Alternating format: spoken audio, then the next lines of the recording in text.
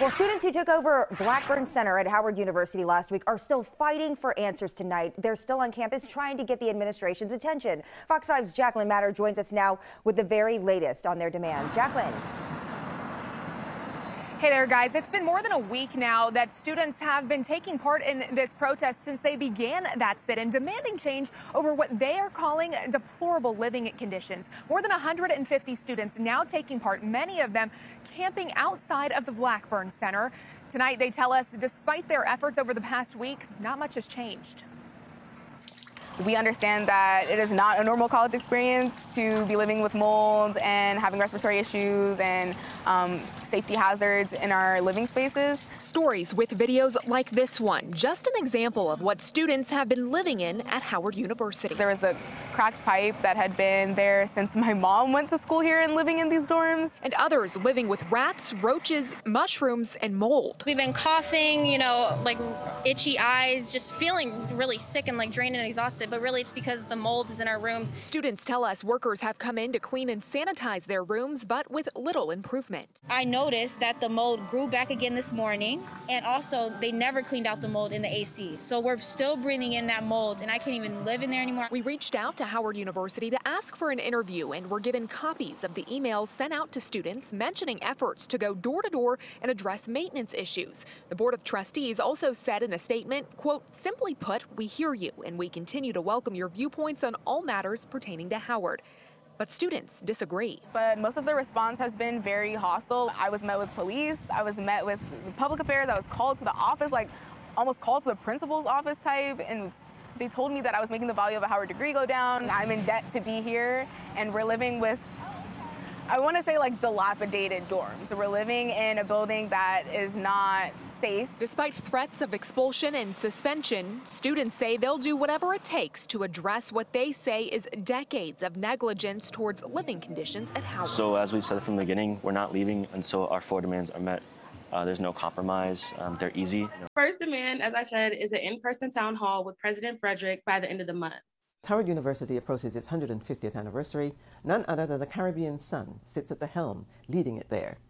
The 17th president of Howard University, Dr. Wayne A.I. Frederick from Trinidad and Tobago. The second demand is reinstating the positions on the Board of Trustees for alumni, faculty, and students. With voting power. With voting power. Over the summer, they took that away. Like, they literally said, y'all can talk, you guys can be allowed in the room, but you can't speak. Okay. That's literally what they said. Faculty, alumni, and students. You can hear, it doesn't matter how you feel about it. You can say how you feel, but it doesn't count because you don't have voting power. That's what administration is saying through that demand. Yes. And then the third is for the president and the board chairman to have a meeting with student leadership, outlining a housing plan to protect the incoming classes of Howard's immediate future. I would also like to add, because of the history of retaliation, full amnesty for all of the students that were involved. This issue of social justice, you know, when we look at the images of what has transpired in the 60s and before, we have seen a very active Howard student body and faculty, but active in a palpable manner. You can turn on your television sets and see dogs chasing people, and those are things that give people vivid images. And for that reason, I think we often discount the activism of our current student body because dogs aren't barking at them, people aren't hosing them down. So these are the same officers that have been letting us go in and out freely since October 12th, and it's what October 23rd, right? Yeah, so it's been 11 days that we've been protesting. We haven't been doing anything. Yeah, we haven't been doing anything illegal at all. No vandalism. Like there isn't no physical force.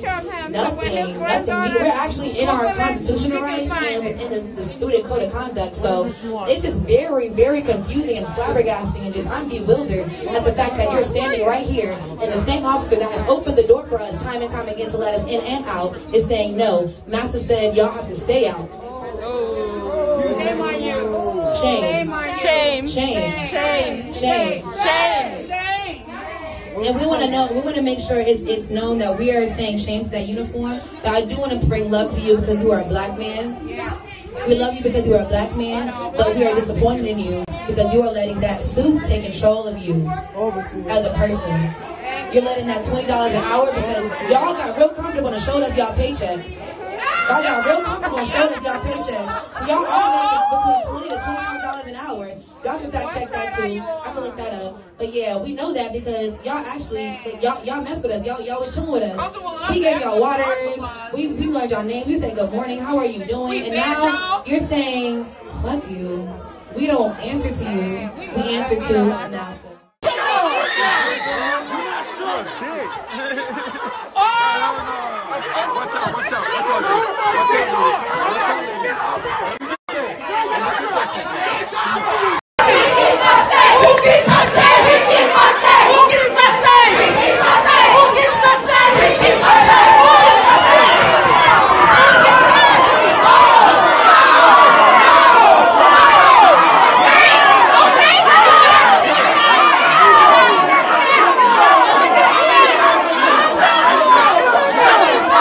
But they are leveraging technology to speak out. They are on social media.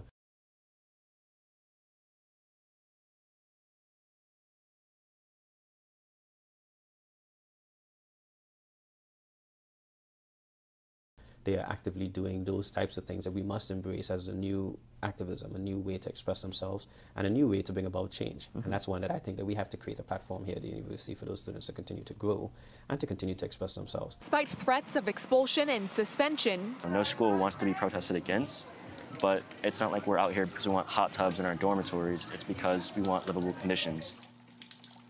I thought it was interesting that you did an MD and an MBA, and that's what I wondered, whether you had dreams of being an administrator at one point, either of a hospital or the college. I am very interested in education in general, and I had always been interested in business. And my reason for getting my MBA was more related to my surgical and medical practice. When I became the associate dean for the medical school, I was in charge of the clinical operations, as it were, and that in a lot of meetings I would be exposed to Excel spreadsheets and other finances of the university. I had always been interested in finances. As you know, in the Caribbean school system, you more or less pick a path, which is one of the very, very few criticisms I have, because I always felt that my education was very, very strong, but it was channeled into the sciences. But I had an interest in business back then. I just didn't have the opportunity to pursue that from an educational point of view. So I felt it was an obligation, too, as a physician, being involved in that type of activity, to know my way around that area. And that's really why I pursued my MBA. Very good decision, obviously.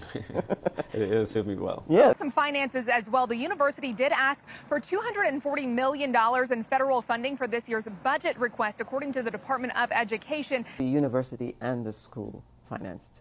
What are the sources? The university has three main revenue streams. The clinical revenue that comes out of our activity in the hospital area. The second is tuition, is a significant revenue stream. And the third significant revenue stream is a federal appropriation as well. So those are the three main revenue streams. My vision for the university is that we would diversify those three to have about 7 or 8 revenue streams that are reliable year after year, and also expand some that are smaller, such as philanthropy, that we should be expanding over the next few years. That report said the university plans to use $49 million of that for construction, but it did not clarify if that would be meant for new developments or improvements to current facilities. The supposedly mismanagement of finances. As far as fiscal mismanagement, I have not found any evidence of any fiscal mismanagement. And as I said before, I have an MBA. I do look at the university's finances, but we have auditors who certify our financial statements, and there's a very rigorous process here at the university around the university's finances. I think we can't mix financial performance with financial management. They're two very different things. We have not performed as well financially in terms of what the bottom line has looked like. But we also have been through a significant recession in this country. And the opportunity that we're providing here at the university is an opportunity whereby 59% of our undergraduate students are Pell Grant eligible. The maximum Pell Grant award is $5,800. Our tuition is $22,000 plus. I think that we're going to pay you $44,000 to tell us $48,000. You think we're going to pay Not cheap. $48,000? Not cheap. For you to silence our voices. So when you put those two together, there's a significant gap. We match every Pell Grant award.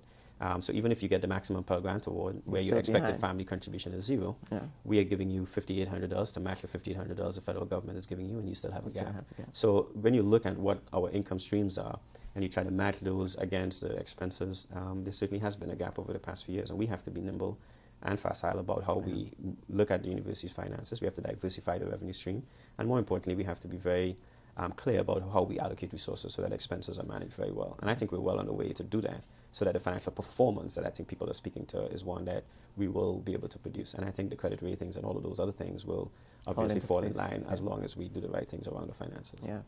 There's one student that has mushrooms growing through their carpet. If there's one student that has mold and is making them literally throw up blood, because yes, there's been testimonials of students being hospitalized because of the mold in their room. So I felt it was an obligation too, as a physician, being in. We're just now informing everybody because we know what it is now. But people have been saying, because people on moving day were like in towers and stuff, they were like, you're moving in here. There's obviously an issue here, here, here. Like I saw a girl that was like, my mom didn't want me to be the first student, but there's nowhere else to go. Towers. The student body, clearly is one that I relate to, and one that I feel very strongly about is well equipped to fulfill what we must do. A lot of the faculty members who were here when I was a student, and some of whom taught me as well. So I think they relish in this moment as well as a product of their hard work. Among the programs and institutions created to help freed slaves after the Civil War was Howard University in Washington, D.C. In November 1866, the First Congregational Society of Washington envisioned creating a seminary to train African American clergymen. That idea soon grew into a more ambitious plan to establish an entire liberal arts university. The newly founded Freedmen's Bureau provided most of this new university's funds. Congress enacted Howard University's charter, and on March 2nd, 1867, President Andrew Johnson approved it. A student body arrived 2 months later. The university was named for a white general, Oliver O. Howard, a Civil War hero and commissioner of the Freedmen's Bureau. Although it educated thousands of African Americans, it wasn't until 1926 that Howard had its first Black president, Dr. Mordecai Wyatt Johnson. We get it, it might be uncomfortable for you, Wayne, but frankly, it doesn't matter because it's not about you.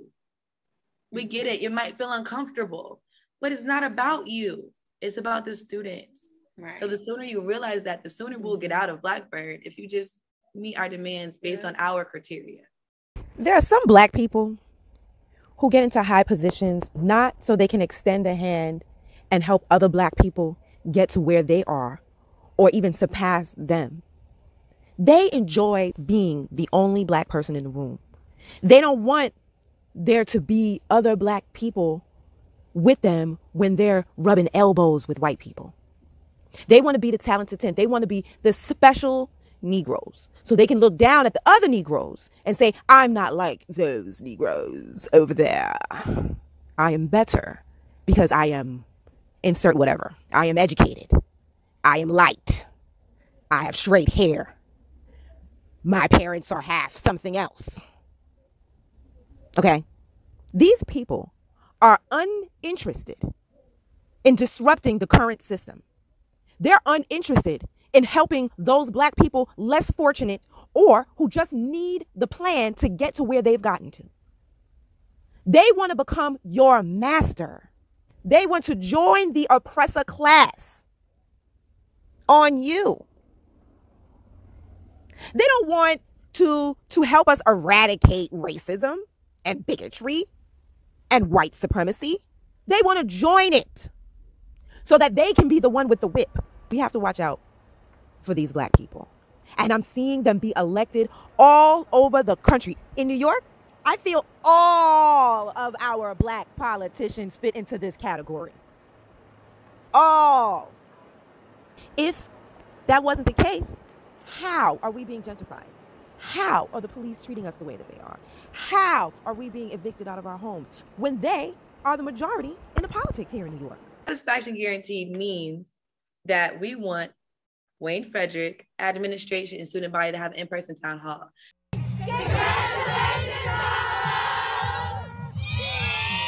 Even though classes are virtual and campus is closed, that didn't stop Howard students and alumni from celebrating their sister, Kamala Harris, Vice President-elect of the United States of America. How do you think it'll take you to turn things around from the downgrading and the economic recession, etc.? Yeah, I can't put a timeline on it. What I will tell you is that I think the surgeon in me would let everyone know that I'm extremely impatient. And so yesterday wasn't soon enough for me to see alma mater you know, at the pinnacle of those ratings, etc.